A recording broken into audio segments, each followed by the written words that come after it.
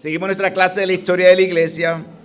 Hoy estaremos trabajando de la época de los años 300 a los años 1000. Esta época se le llamaba la era de Nicea, a la era de la iglesia medieval, o en algunos casos también conocidos como las eras oscuras o los años oscuros o los Dark Ages, como algunos de ustedes lo han oído. Es interesante que podamos trabajar en esto. Me imagino que el hermano Samuel ha explicado la importancia de la historia bíblica y la historia de la iglesia.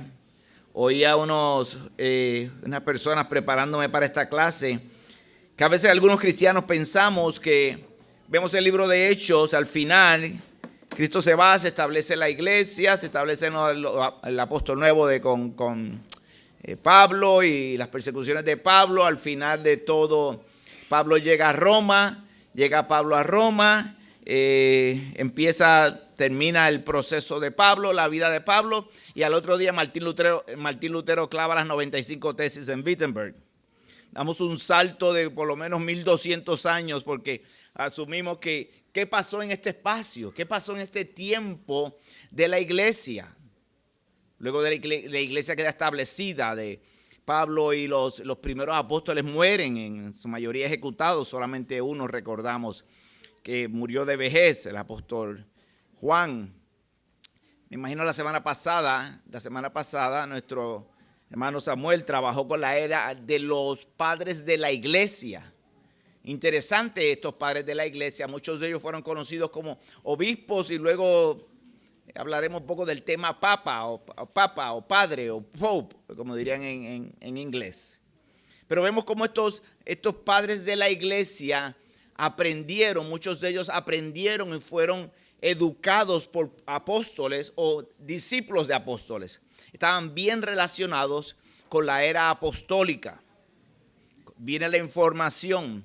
Y esto pasa a los padres de la iglesia, los vemos a ellos trabajando básicamente del año 90 y algo, que termina de escribirse el libro de Apocalipsis o Revelaciones, y la muerte de Juan, 100 y pico de años, Ireneo, Policarpo y 2 o 3 más que se hablaron, discípulos de Juan y otros discípulos de otros apóstoles, y llegamos al año 200. El año 200 lo trabajamos la semana pasada, probablemente Samuel. Y hoy día sí llegamos al año 300. El año 300 en adelante es el que queremos trabajar y es lo que llamamos la era de Nicea. Como evento particular importante del año 300, en el año 312, y es súper importante para nosotros, es la conversión de Constantino. Constantino era un líder, era uno de los césares romanos, que en el 312 hay un conflicto con el reinado de Constantino y el reinado de Maxentius. Maxentius es nombrado por la guardia pretoriana. Constantino es nombrado como heredero del trono. Y hay un conflicto y se va a formar una guerra. Tiene que haber una guerra, no podían ellos dilucidarlo de otra manera. Y en esta guerra se encuentran, y antes de la guerra, la noche antes de la guerra, Maxentius, que es el gobernador nombrado por la guardia pretoriana, pasa su noche en adoración a sus dioses y adoración a sus ídolos y todo este tipo de cosas, mientras que en su momento de meditación, siendo todavía pagano, Constantino tiene un sueño y ve un símbolo, el símbolo de una cruz, y dice: en este signo vencerás. Van a la guerra en el puente de Milviades, creo que se llama este puente, cerca del río del Tigris, y el grupo de Constantino, que era menor, ellos son exhortados: vamos peleando en el nombre del Padre y del Hijo y hará el nombre de Cristo, y por esta cruz venceremos, y vencen ellos, derrotan y eliminan a y se convierte Constantino en el líder absoluto de Roma. Y por medio de esto se convierte a la iglesia cristiana, convierte a Roma en una ciudad, que era la ciudad más importante por el imperio, cristiana. Se junta luego con Licinio.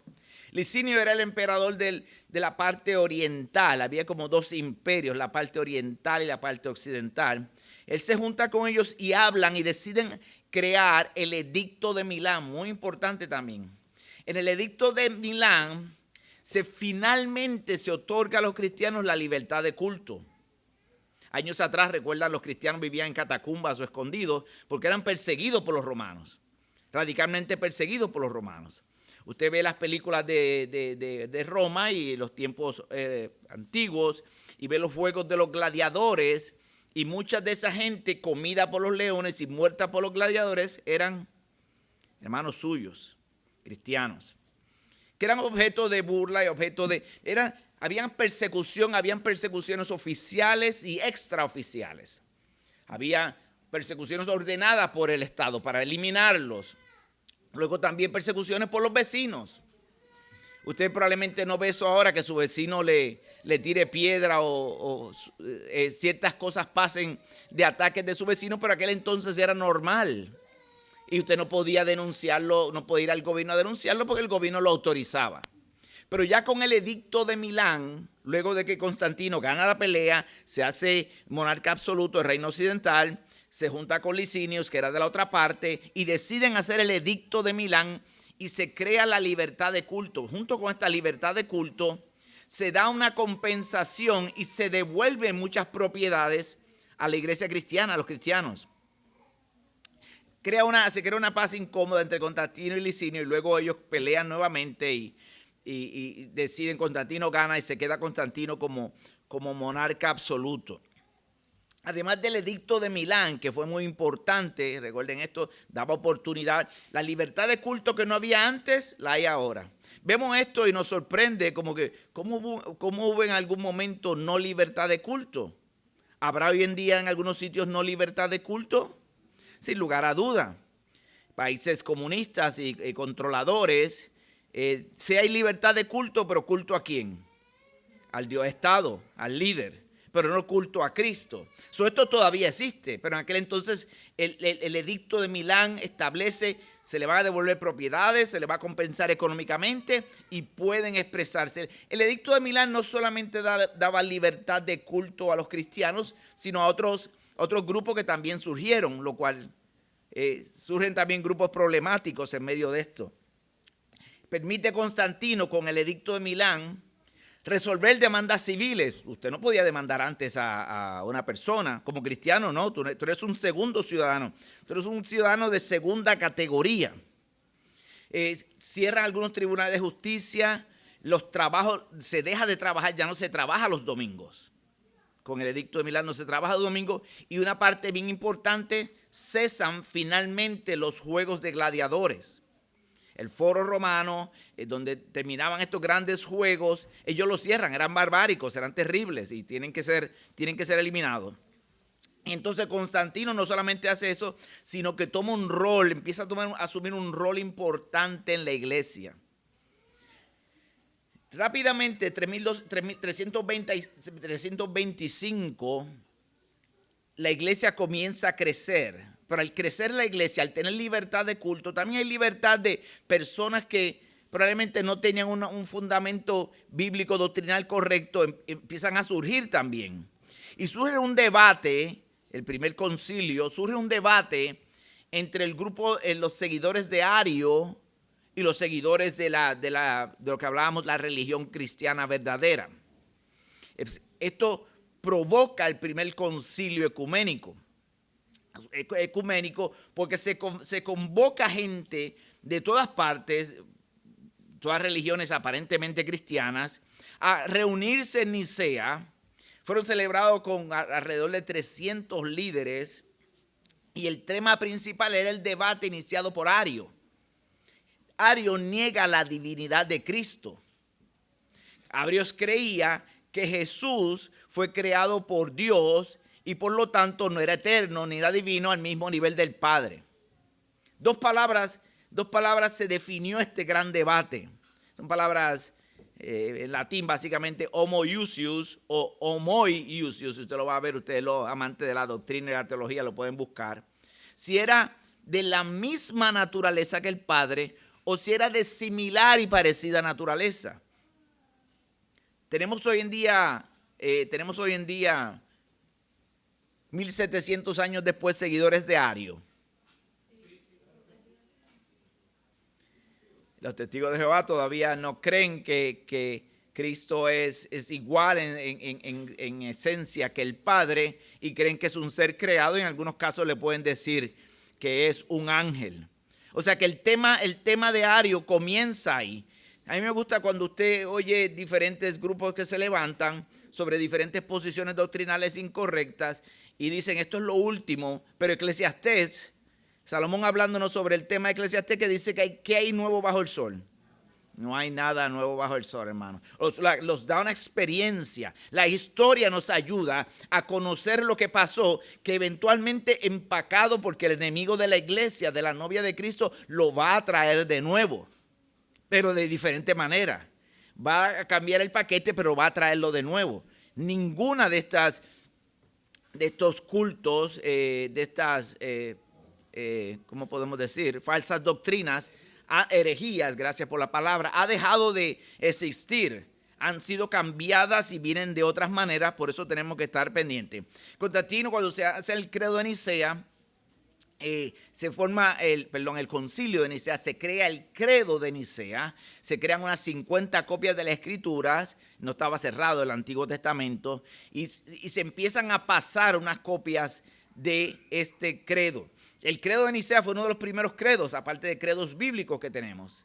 Querían establecer, la iglesia antes tenía la doctrina de los apóstoles, se estaban escribiendo, quizás algunos habían sido cerrados, teníamos el Antiguo Testamento, pero no había un credo formal donde, aparte de los credos bíblicos, donde podíamos recoger toda esta información. Y Nicea trata de hacer esto con los líderes bíblicos.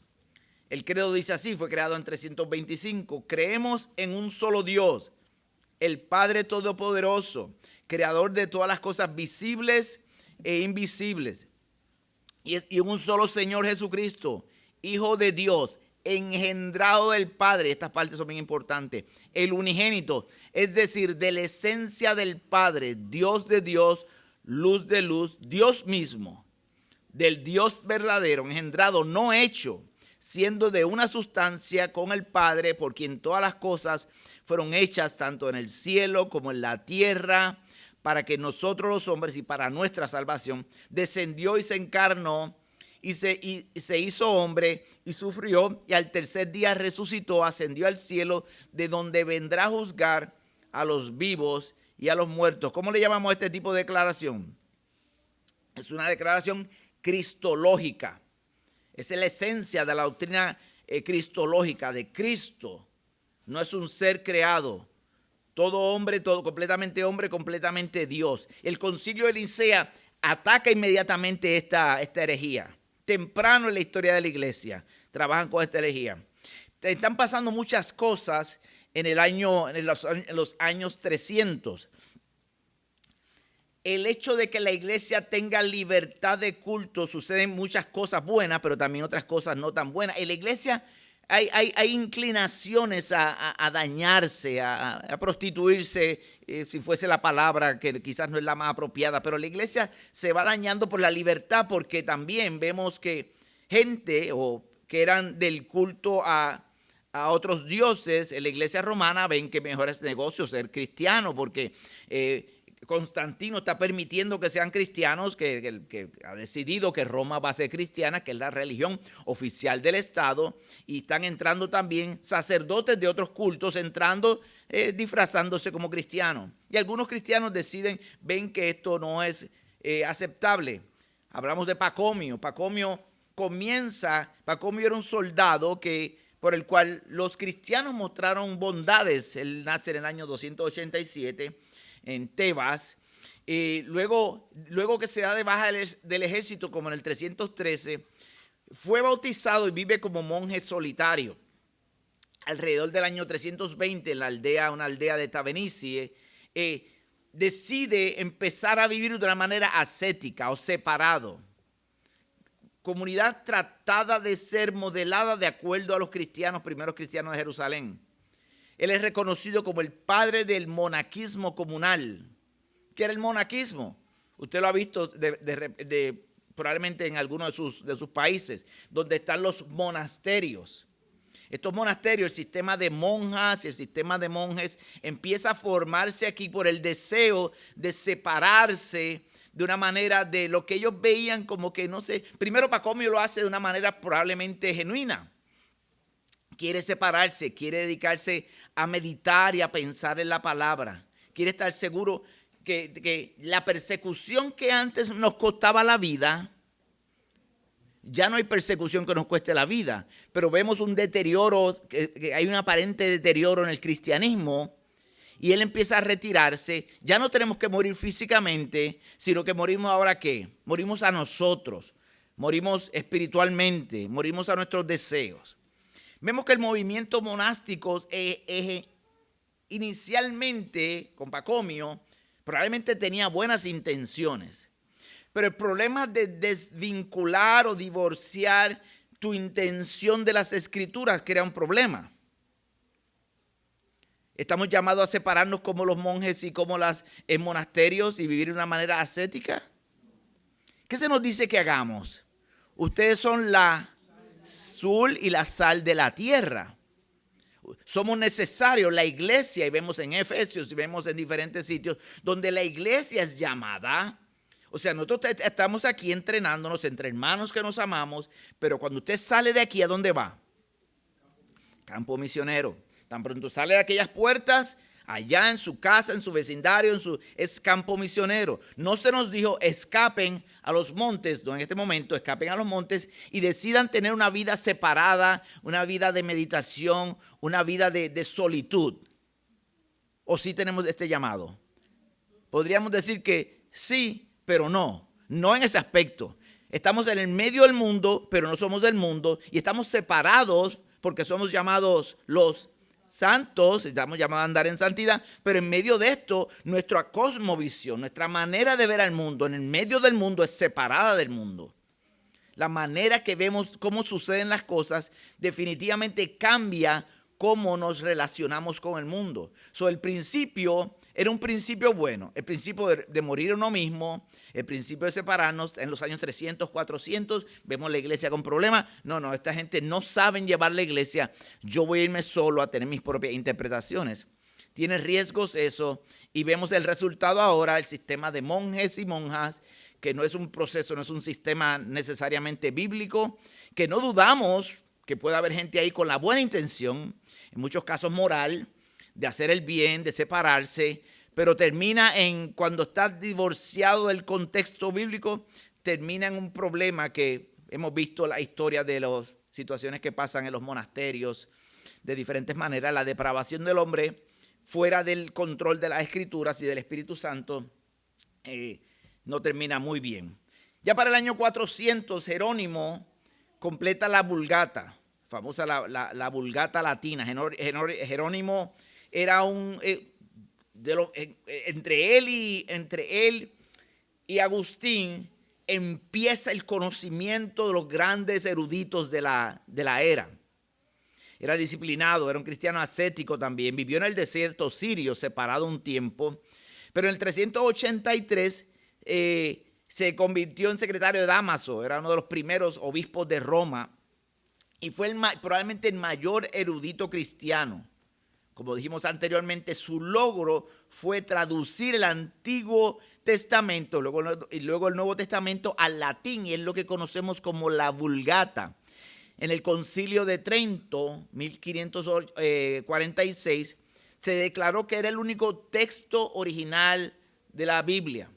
Esta Vulgata latina, los reformadores usaron la Vulgata. Todos estos principios, sobre 1000 años fue el texto oficial de la iglesia. En él incluyó también algunos libros apócrifos y otra serie de libros que vemos en las escrituras católicos romanas, que no estamos de acuerdo con ellos porque no tienen la solidez doctrinal o escritural o en muchas situaciones históricas y otros temas más que podríamos discutir en otro momento. Junto con Jerónimo, como mencioné anteriormente, está Agustín. Hemos conocido de Agustín o San Agustín. Nace en África del Norte, en Numidia, esto es Argelia hoy en día. Y era un profesor de retórica. Agustín su padre tenía algo de posición económica, lo envía a las universidades en retórica, estudiando diferentes modalidades. Y Agustín era brillante, era un genio, era una persona de un conocimiento increíble. Pero junto con eso también tenía una depravación seria. Agustín a los 30 y pico de años ya tenía una concubina, ya había tenido un hijo. Oímos de su madre Mónica, como oraba por él, pero él tenía una vida licenciosa de una manera radical. Se mueve a Milán y ahí se encuentra Ambrosio. Ambrosio es el obispo de Milán. Ambrosio lo desafía a considerar el cristianismo. Interesante, está Agustín un día en su casa y lo visita este amigo Pontitiano, lo visita, que era soldado, era amigo de él y había tenido posiciones económicas, y le cuenta cómo se ha convertido a Cristo, cómo ha entendido el cristianismo, que tenía concubinas y la había dejado ir, que ya se habían ido al monasticismo a convertirse en monjas y se habían declarado que iban a ser eternamente vírgenes y iban a separarse. Y él empieza a contarle esto a Agustín. Agustín le choca esto, pero ¿cómo esto puede ser verdad? Que estas personas puedan abstenerse de una vida licenciosa, en este caso una vida promiscua. Agustín, que tenía ese problema, era adicto a este problema, empieza la convicción de su corazón. ¿Cómo alguien puede hacer esto y yo no puedo hacerlo? Y empieza a pedirle a Dios, ayúdame con esto. Sale de su casa, cuenta la historia, la tradición, y él está en su Señor, ¿hasta cuándo? ¿Hasta cuándo? ¿Hasta cuándo podré vivir con esto? Siendo esclavo, siendo llevado por estos placeres. Y dice la historia o la tradición que había unos niños jugando en un parque, diciendo todos los legue, que era en latín, pick up and read, tómalo y léelo. Y cuando él lo toma, consigue el libro de Pablo en Romanos, y lee la parte de Romanos, creo que es Romanos 13, 14, donde dice, no en actitudes pecaminosas, no en lujuria, no esto, sino vestidos del Señor Jesucristo. Él tiene este contraste que lo describe a él y dice que inmediatamente su vida cambia radicalmente. Es importante entender de Agustín, porque Agustín empieza, luego Constantino trabaja el debate de los arianos, pero la iglesia, el enemigo no se queda satisfecho, va a seguir, como hoy en día, con sistemas liberales, va a seguir atacando a la iglesia. La iglesia no va a dejar de ser atacada. Agustín establece entre sus ideas el rito de la iglesia no depende, dice él, no depende de la pureza espiritual del clero, sino de la iglesia en que se realiza. El rito que se está haciendo, comienza una serie de ritos, ya mismo vamos a hablar de los ritos. El rito no, bueno, tú ves una persona haciendo un rito bíblico que se daban y dicen realmente cómo esta persona puede hacer un rito bíblico si nosotros sabemos que la vida que lleva. Y Agustín dice, bueno, el rito no depende de esa persona, sino depende de la iglesia. Y vemos la iglesia católica tratando de, en este momento rápidamente implementando el hecho de que la salvación, esto es un argumento de Agustín que podemos estar en desacuerdo, que la salvación solamente se conseguía en la Santa Madre Iglesia. La realidad es que la salvación se consigue solamente en Cristo, pero el crecimiento se consigue ¿dónde? En su iglesia. ¿Pero es en la iglesia católica romana o es en la iglesia católica?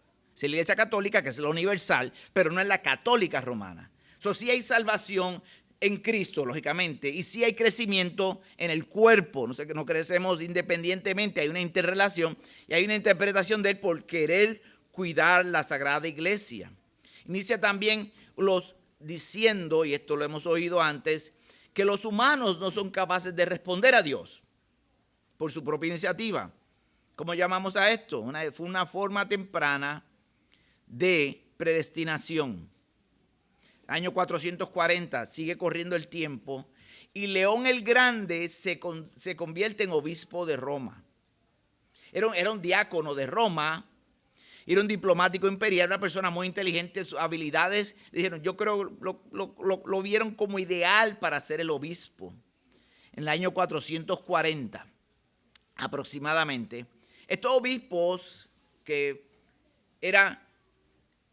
habían líderes en las iglesias. Cuando la iglesia comienza, como Pedro, como Pablo, como los otros líderes de la iglesia, que eran pastores, ancianos y obispos. Era un término bíblico. Y estos obispos, al entrar Constantino, ya el término de obispo ya empieza a tomar una forma diferente, una autoridad diferente a la autoridad que tenían los apóstoles. Él lo llaman obispo, pero este obispo, que era obispo y también fue reconocido como papa o padre en Roma, no es como el obispo o como los papas que vimos cerca de la Edad Media, que había una depravación seria y que provoca a los reformadores a enfrentarse a ellos. Todavía esta persona, como líder de la iglesia en Roma, no era un papa como los papas corruptos, era un obispo genuino, amante de la iglesia, y codifica lo que llama la doctrina ortodoxa. También se aseguró de que el papado fuera soberano dentro de la iglesia. Déjame asegurarme, dice él, de que mi posición no se vea en juego. Y este papa es el que cuando Atila el I, como en el año 453, Roma siempre es atacada. Los visigodos, los vándalos, Roma es atacada en todo momento, diferentes grupos. Y Atila el I, usted ha oído historias de Atila, lo ataca y él lo detiene y lo confronta. ¿Y cómo pasó? Pero Atila no completamente, no destruye a Roma. Y muchos del grupo de Atila se convierten al cristianismo. Esto podía haber sido quizás visto hasta como un milagro, porque Atila esta gente no creía en nadie. Esta gente cuando venían eran vándalos, eran destructores, destruían lo que encontraban en su camino. En aquel momento los tratados y las leyes no eran tan buenas como ahora, o más o menos buenas como ahora. Ahora, bueno, sí vemos y no vemos. Vemos un caso ahora que está en la noticia mundial de un país invadiendo a otro. Pero generalmente las leyes no estaban muy claramente establecidas. Había leyes, el Codex Romana, había leyes romanas, pero a pesar de esto, el más fuerte ganaba. Y Atila no creía. Atila venía invadiendo. Atila creo que era del grupo de los mongoles, del norte de Asia, y venían invadiendo, y lo que esta gente pasaban por el medio los llevaban, y este hombre,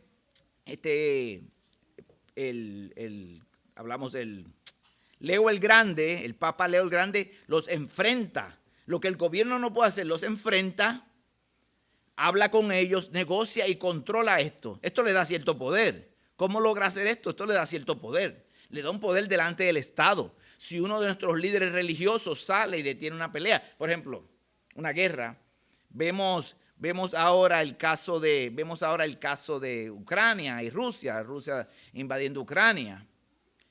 Si uno de nuestros líderes cristianos, si hubiese unidad en otros líderes cristianos, fuera a hablar y de repente se detiene esta guerra, este líder adquiriría un poder político. Y en aquel entonces el poder político era importante. Agustín empieza el debate con Pelagio. Estamos teniendo ataques a la iglesia. No se acaban los ataques a la iglesia. El tema de la idea teológica de Pelagio, o lo que conocemos como el pelagianismo, es la que creía que los hombres pueden dar el paso inicial a la aceptación de Dios sin ninguna ayuda o atracción de Dios. El debate con Pelagio decía, el hombre no está muerto en sus delitos y pecados, como dice la palabra en Efesios. El hombre puede estar moribundo, el hombre puede estar afectado, pero tiene la capacidad de decidir. Ahora no vemos tanto pelagianismo porque el pelagianismo radical decía que el hombre no pecaba, que el hombre podía absolutamente controlar el pecado. Ahora vemos, y usted no oye tanto el pelagianismo, fue condenado como herejía, pero oye el semi-pelagianismo. ¿Y tenemos semi-pelagianismo hoy en día? Sí lo tenemos.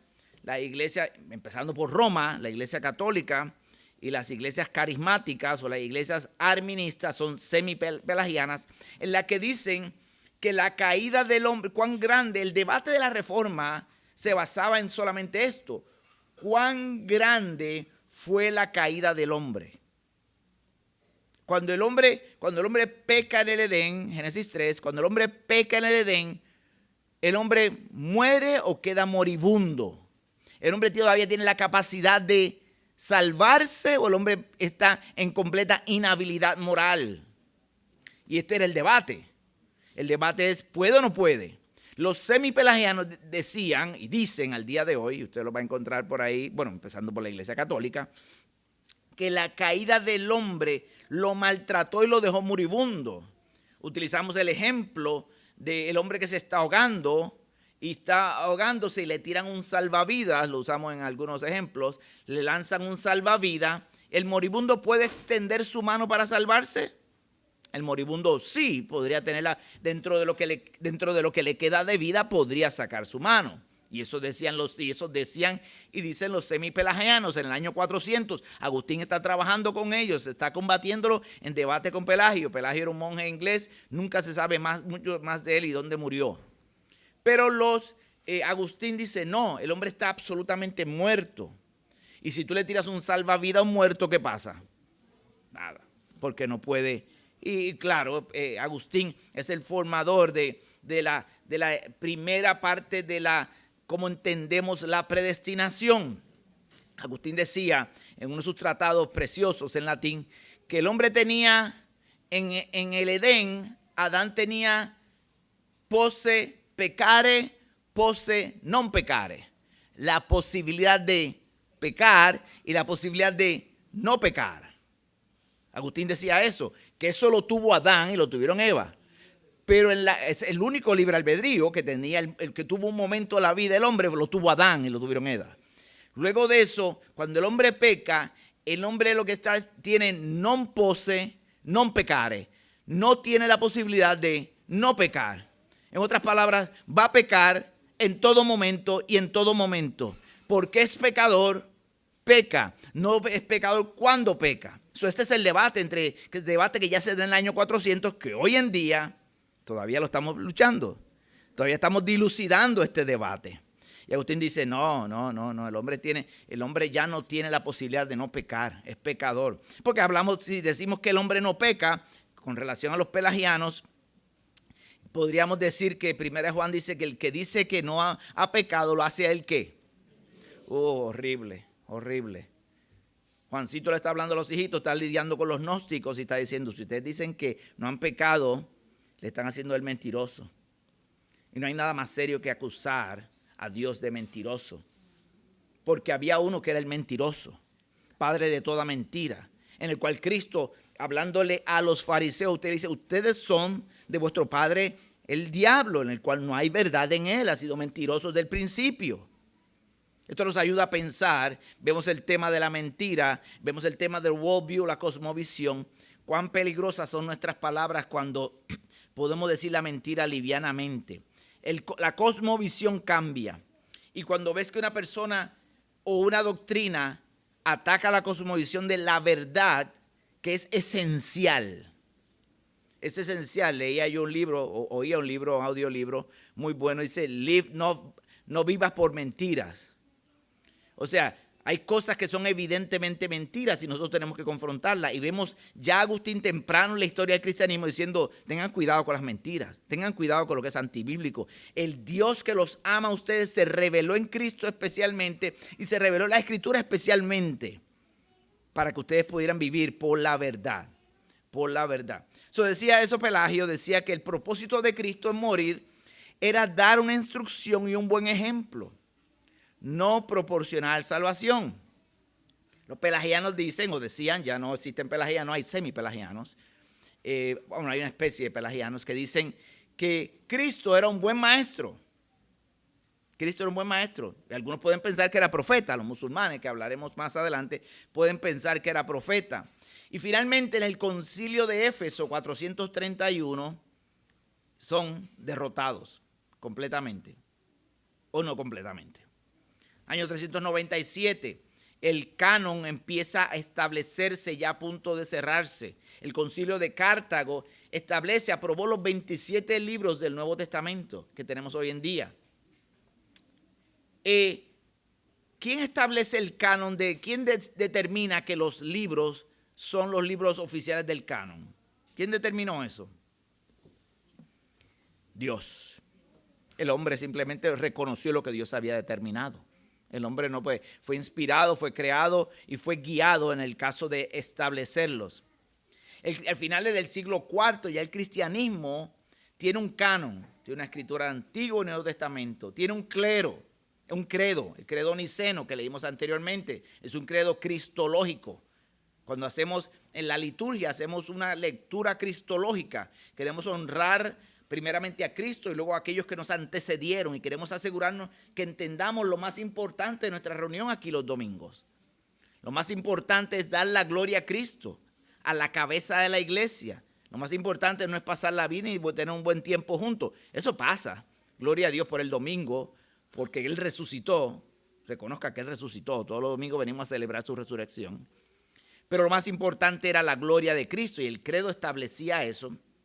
Ya tenemos final del siglo IV, hay una escritura, hay un credo, hay un clero, sacerdotes y obispos de obispos que llamamos el Papa.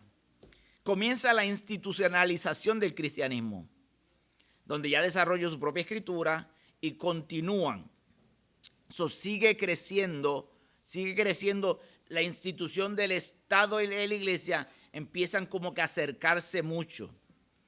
Agustín está escribiendo esto, Agustín escribe ya en el 410, 415, Roma es invadida, Agustín estaba por allá y esto invita a Agustín a escribir la ciudad de Dios. Y usted ha oído el famoso libro, el Tratado de Agustín, la ciudad de Dios o las confesiones. En el de la ciudad de Dios él habla de la guerra justa. Dice él hablando de la guerra justa, eso es un tratado que al día de hoy todavía se piensa en términos de guerra y ataque. Dice, los que han hecho guerra en la obediencia al mandato divino o en conformidad con sus leyes han representado en sus personas la justicia pública o la sabiduría del gobierno y en esta capacidad han matado a hombres malvados. De tales maneras, de ninguna manera han violado el mandamiento, no matarás. Agustín decía esto. Cuando está pensando al final, cuando escribe la ciudad de Dios, la invasión, el saqueo de Roma, está diciendo, hay guerras que son justas. Estás obedeciendo al Estado, la palabra, a cuando malvados nos atacan, o cuando algún pueblo es atacado, y se levantan ejércitos a defenderse, y en el proceso de levantarse, siguiendo instrucciones, mata a estos soldados. Esto es una guerra justa. Esta persona no ha violado el mandamiento, no matarás. ¿Qué piensa usted? Probablemente, porque vemos una de las pocas guerras justas, podríamos decir que no existen guerras justas, pero si Estados Unidos o esta nación que no iba a intervenir, fue movido a intervenir quizás por el ataque a Pearl Harbor, no hubiese intervenido en la Segunda Guerra Mundial, probablemente hoy día estuviésemos hablando alemán. Porque Hitler no venía con buenas intenciones y no se iba a quedar solamente lo que podía conquistar de Europa. Eventualmente decía, seguimos adelante. Porque igual que Alejandro Magno y al igual que estos grandes conquistadores, llega un momento en que la sed de conquista no termina. Si algo lloró a Alejandro Magno un tiempo fue porque no había nada más que conquistar. No hay nada más que conquistar. La guerra, lo que hizo, en este caso Estados Unidos, los aliados con Inglaterra, de detener el avance de alguna manera ruso, pero particularmente el avance alemán, pudo haberse visto quizás como una guerra justa. Que si es justa o no justa, eso es algo que podemos decidir. Concilio de Éfeso 431, sigue moviéndose ya. Roma ha sido invadido, pero todavía se siguen dando concilios. Era el tercero de uno de los concilios ecuménicos. Hay diferentes problemas. Nestorio, Teodosio, nombra a este grupo para trabajar con la controversia nestoriana, el ataque siempre ha sido a la divinidad de Cristo. El ataque a la divinidad de Cristo no ha terminado. Hoy en día, si hay algo que define y que caracteriza a los cultos, es que ninguno de ellos ve a Cristo como divino o como Dios. Es un ser alto, es un profeta, es un gran maestro, pero no es Dios. Y algunos lo ven como los testigos de Jehová, como un Dios menor, con letra minúscula, creado. Y en este proceso también algo que los caracteriza a ellos es la salvación por medio de obras. El hombre tiene que hacer algo, Y cuando la salvación se considera por obras, que podría verse, bueno, interesante en nuestro punto de vista humano. Lo serio de esto es que cuando usted cree que la salvación se consigue por obras, ¿a quién le resta méritos? A la obra final de Cristo, que cuando muere dice, tetelestai, consumado es, argumento de negocio, sellado, está saldo, está cancelado, no se debe. Pero no, estos grupos se levantaban que no parecía algo bueno, que es bueno que el hombre haga obras. Y por eso el debate, y fue un debate grande en la historia de la iglesia, el debate y lo tuvo Lutero con el libro de Santiago, Pablo, y supuestamente él ponía en contraste a Pablo y a Santiago. Muéstrame tu fe por tus obras. No, por obras somos salvos, no somos salvos por la fe, o somos salvos por las obras. ¿Recuerdan ese debate? El debate en que se aclaró claramente, bueno, lo entendemos nosotros, luego se entiende correctamente Santiago, que Lutero no lo quiso tener en la Biblia, de que la salvación, somos salvos por gracia, pero una gracia que demuestra obras, que se manifiesta en obras de agradecimiento, no en obras de actos salvíficos. Ahí en el concilio de Éfeso, es interesante, en el concilio de Éfesos se le dio la aprobación para referirse a María como Theotokos, o portadora de Dios, o madre de Dios. Y en este concilio de Éfeso empieza a inclinarse, 431, empieza a inclinarse el deseo de determinar la adoración a María, o bueno, ellos dicen veneración, pero cuando tú no defines claramente veneración como que eres digno de honor, o adoración como que eres un Dios que mereces toda adoración, crea un problema. Y en el concilio de Éfeso pasa eso. Si usted va al libro de Hechos, en Éfeso hay un problema. Pablo está predicando y se levanta el platero, no me acuerdo cómo se llamaba, bueno, se levanta, usted recuerda esta escena, y empiezan a gritar grandes Diana de los Efesios. ¿Se acuerdan de eso en las Escrituras, el libro de Hechos? Porque ellos hacían templecillos, templecillos para vender. Un negocio que cuando usted va por la iglesia, generalmente en Sudamérica, lo veo mucho, o lo veía mucho en Ecuador, a la entrada de la iglesia católica, están los vendedores, los indígenas, vendiéndole lo que usted quiera comprar. Le venden templecillos de la iglesia católica, y luego usted va al mercado, lo encuentra haciendo otras cosas, vendiendo otro tipo de cosas, porque son sincretistas. Un poquito de esta religión, un poquito de esta religión, un poquito de esta religión. Y eso pasa en el libro de Hechos, pasa en Éfeso, donde se adoraba a Diana, que era la diosa de la reproducción. Y entonces Diana, se formó un tumulto por el templo de Diana. Y vemos aproximadamente 300 años después, en Éfeso, el mismo sitio, en Turquía, comienza la adoración de cierta manera ahora no es Diana, ahora es María. Y ahora vemos que María es la portadora de este tema de adorar y seguir a María, a seguirla a ella como medio a Cristo, que es lo más problemático que tenemos, porque luego ha seguido desarrollando y ahora es María Mediatrix, o María Mediadora, y tenemos un problema serio. O corredentora.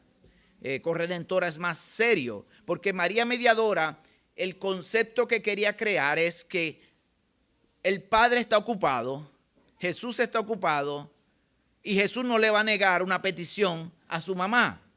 Si tú vas donde mamá, lo vemos ejemplos de los niños hoy en día, vete y pide a la mamá, sus emociones son más fáciles de manipular, mamá tiene más amor, el padre es más rígido. Ve donde mamá y pídele, y mamá irá donde el padre. Y lo vemos con los niños hoy en día, vete y habla con mamá para que interceda por mí. Y en nuestra pecaminosidad, y el enemigo utilizando estas emociones, utiliza este sistema y comienza oficialmente el sistema de María Mediatrix o María Mediadora. Acércate, porque Jesús puede estar ocupado o incómodo, y el Padre también, alguna situación, pero Él no le va a negar una petición a María. Él no le va a negar una petición a María. Seguimos adelante, no vamos a poder terminar hasta el año 1000, tenemos todavía muchas cosas que trabajar, pero queremos dejar un espacio para comentarios y preguntas. Pero ya en el año, luego los concilios se dan, 451, el concilio de Éfeso, Calcedonia, el concilio de Constantinopla, se dan una serie de concilios que son reuniones para dilucidar problemas.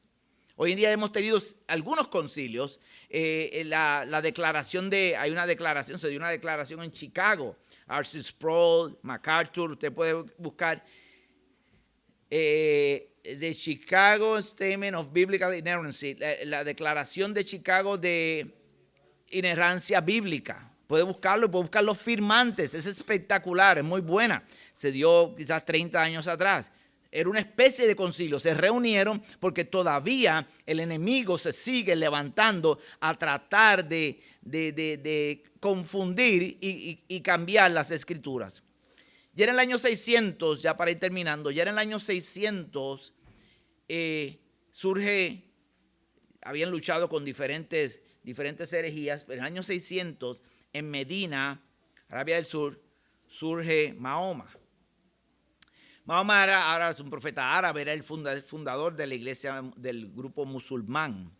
Queda huérfano a los 6 años, su tío Abu se lo lleva y él viajaba en comercios y visitó muchos sitios y muchas zonas cristianas. Al año 600 ya la iglesia está con libertad. ¿Desde qué año? Del año 300. Hay 300 años, la iglesia se sigue esparciendo.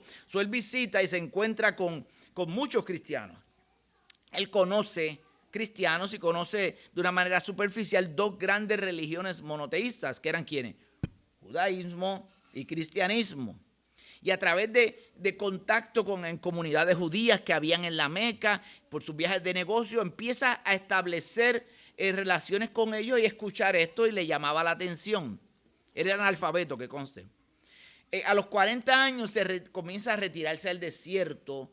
Y un día, estando retirado en el desierto, en el monte de Hira, donde cree recibir la revelación de Alá, el arcángel Gabriel se le presenta y le comunica la verdadera fe. Y hoy en día es la segunda religión de hoy en el mundo. Tiene cerca de 1, 2, 3 billones de personas, seguidores en diferentes estilos o maneras o secciones del musulmán, del sistema islamista. La pregunta es, cuando vemos esto, rápidamente nos tiene que llamar la atención. Cuando yo lea esto, usted va a pensar en un pasaje o un libro. Y el arcángel Gabriel le comunicó, se le apareció y le comunicó el secreto de la verdadera fe. ¿Qué libro? ¿Quién? ¿Qué libro no hay? Si hay un libro. Gálatas. Si a un ángel se te apareciera, sea anatema. Pablo ya había resuelto este problema. Tengan cuidado con eso de una aparición de un ángel con una nueva revelación. El arcángel San Gabriel, miren cómo se repite la historia. En el año 600 se le presenta supuestamente a Mahoma. Y hoy en día tenemos el resultado de eso. Cómo ha corrido, porque ellos, lo vamos a ver más adelante, probablemente en la próxima clase, cómo los musulmanes se levantan y conquistan a Jerusalén. Y se convierte Jerusalén en musulmán, al Islam. ¿Cómo lo quitan después? Con las cruzadas. Eso quizás hablemos la semana que viene. Pero esta religión como fuego, esparció como fuego.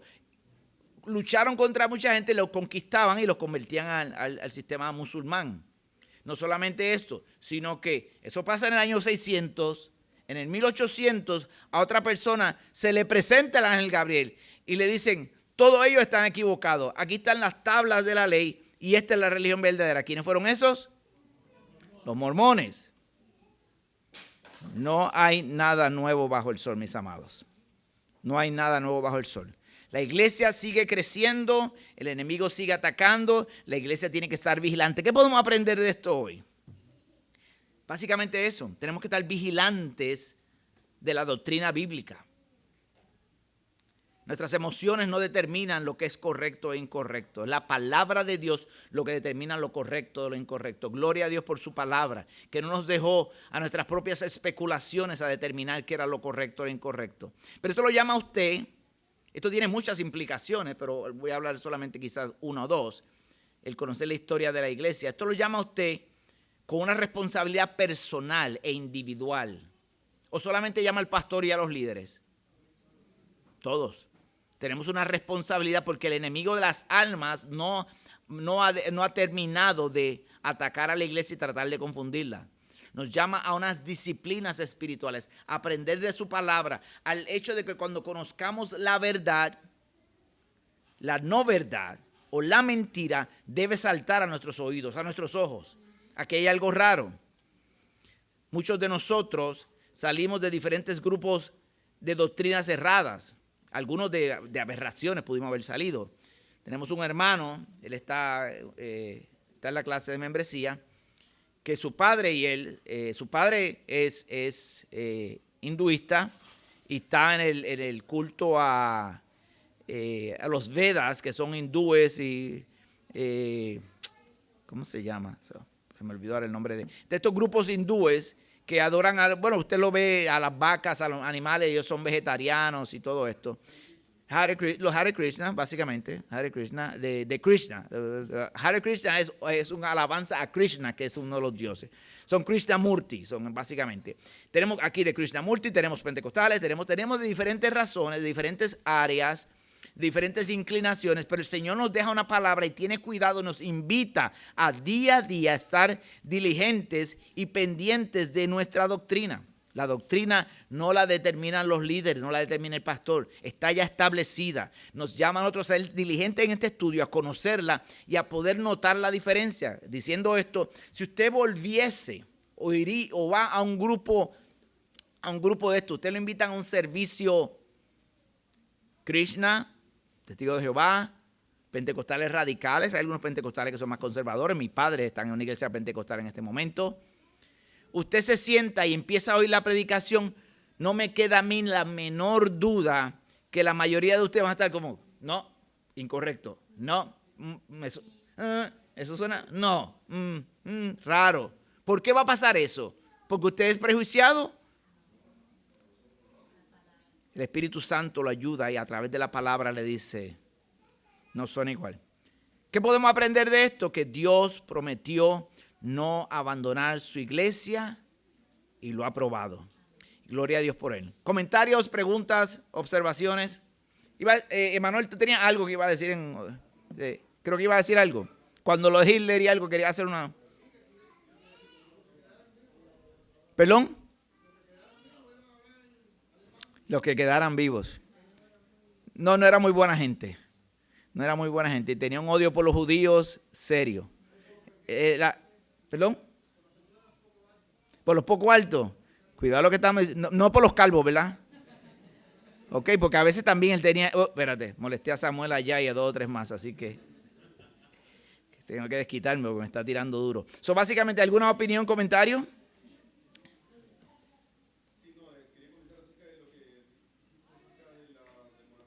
Muy bien. Precioso. Yes.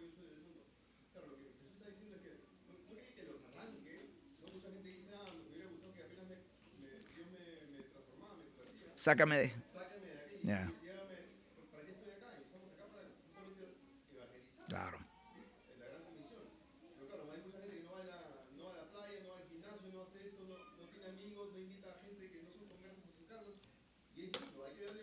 Sí.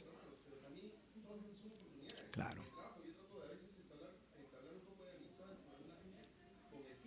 Con el fin de... Claro. Tú tienes una intención secundaria, parece. Y gloria a Dios por ella, sí. Sí, cuando alguien viene de nosotros, ustedes como que tienen ustedes están haciendo que se hacen muy amigos, pero ustedes como que quieren convertir a uno.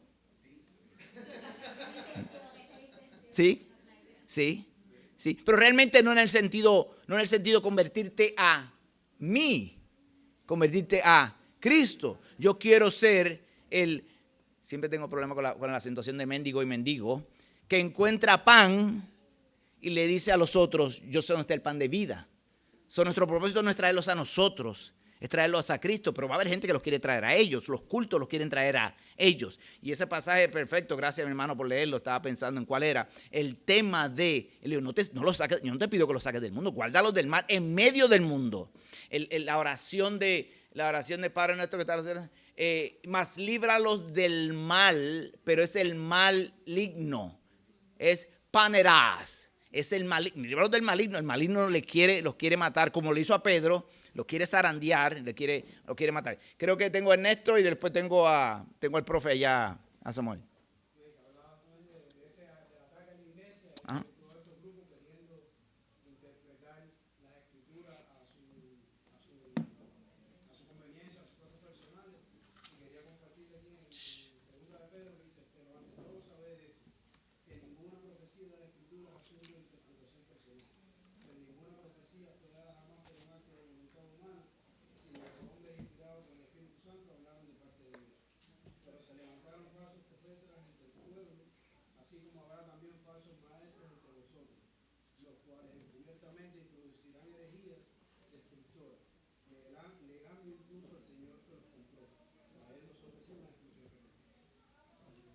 Pablito lo dijo un tiempito atrás.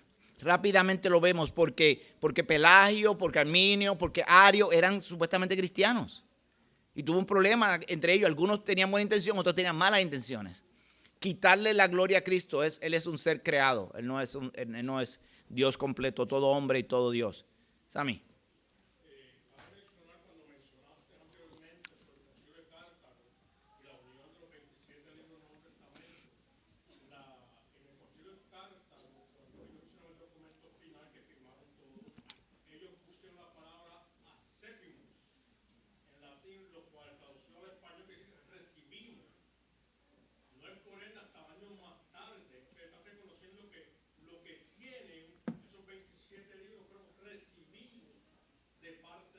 Muy buena observación.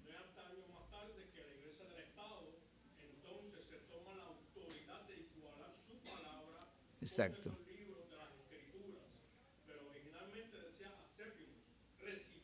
Sí. Sí, por eso en el tema del canon, gracias a mí. Exactamente. Exactamente. Lo reconoció. Guiados por el Espíritu Santo reconoció, estos son. O sea, no, bueno, porque, pero ustedes los cristianos, ustedes decidieron. No, nosotros reconocimos, guiados por el Espíritu, el Señor tuvo cuidado de su palabra y puso hombres sabios a poder determinar los que eran y no eran, porque ahí estaban cuando Jerónimo traduce la Vulgata, incluye los apócrifos, que la Iglesia Católica al día de hoy los tiene, y la Iglesia Protestante dice, sí, pero estos no. Y los ve en la Iglesia, los ve en la Biblia Católica, que fueron retirados porque no tenían autoridad apostólica, eran contrarias en muchos casos a otros libros de la Biblia. Había una serie de cosas que los marcan. Exacto, que Cristo cita mucho la Escritura, nunca lo cita a ellos. Otro comentario, ¿alguna pregunta más, hermano?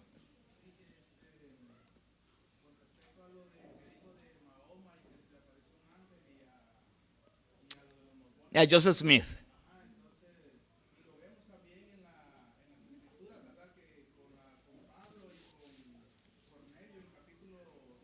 Con la revelación de...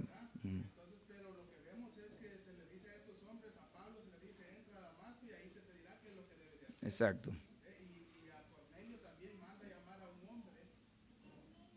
A Pedro.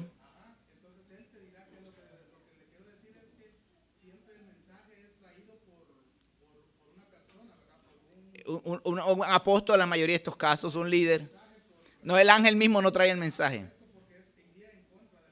Correcto, correcto. ¿Es malo tener sueños y visiones? Sí y no. ¿Tú tuviste sueños o visiones? Pues alzaste la mano. Pues. Sí, yo creo que hay una revelación de parte de Stalin.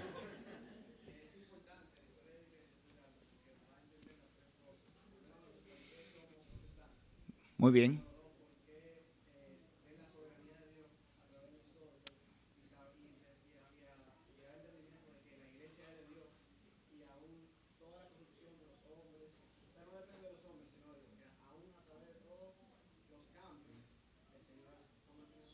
Amén.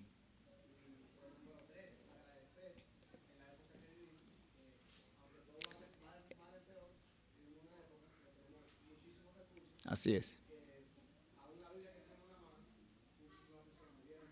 Sí.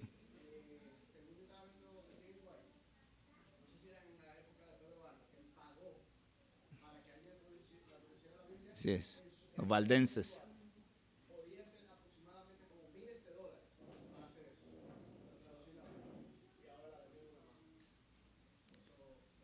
Y las puertas del Hades, gloria a Dios por eso. Estamos parados en los hombros de gigantes. Y no lo adoramos a ellos, pero vemos como Dios se ha glorificado y el día sigue levantando hombres entre nosotros y nos llama a ustedes. No podemos, como diríamos de la manera vulgar boricua, recostarnos de eso, sino tenemos que ser diligentes en aprender la palabra y estar preparados para defenderla. Judas dice el evangelio que una vez fue dado a los santos, o tenemos una misión importante. Padre nuestro, Padre que estás en los cielos, qué precioso es venir aquí, este grupo de tus escogidos, de tus santos, Padre. Escuchar tu palabra, entender la historia, Padre. Tú eres el creador y tú eres el conocedor de la historia, Padre. Tú nos has dado medios y maneras, Padre, para poder glorificarte, adorarte y entender cuando se levantan contra ti, Padre. Nos has dado el mandato de defender tu palabra, a pesar de que la defensa final viene de ti, porque es tu palabra y no podrá ser derrotada por el hombre, Padre. Te pido que por medio de estos conocimientos de la historia, de una manera liviana, podamos ser provocados a leer más sobre aquellos que una vez pusieron tu confianza absolutamente en ti, que dieron su vida por esto, que hubo sangre por esto. Dice uno de los reformadores que la sangre de aquellos que murieron es la raíz de la iglesia, la sangre de estos mártires, Padre. Padre, ayúdanos a entender esto, ayúdanos a apreciar esto que tenemos, esta palabra santa, que tenemos la libertad de leerla, de predicarla y no ser perseguidos. Tenemos libertad de culto, Padre. Probablemente llegará el momento en que no lo tengamos. Así que en lo que lo tenemos, Padre, ayúdanos a ser diligentes en este estudio de la palabra para poder predicarla con denuedo, sin miedo, y que tu nombre sea glorificado en todo el mundo. Tú nos llamaste como sal y luz. No nos llamaste a escondernos, no nos llamaste a separarnos, nos llamaste a estar en el medio del evento, en Babilonia, o en California, o en Nueva York, o en Chicago, en sitios que se levantan cultos a matar niños, se invitan a gentes a sus estados a matar niños. Tú nos llamas a traer luz y la luz del evangelio, Padre, porque te lo pedimos en el único nombre que hay salvación, en el nombre de Jesús. Amén. Buenos días, mis amados.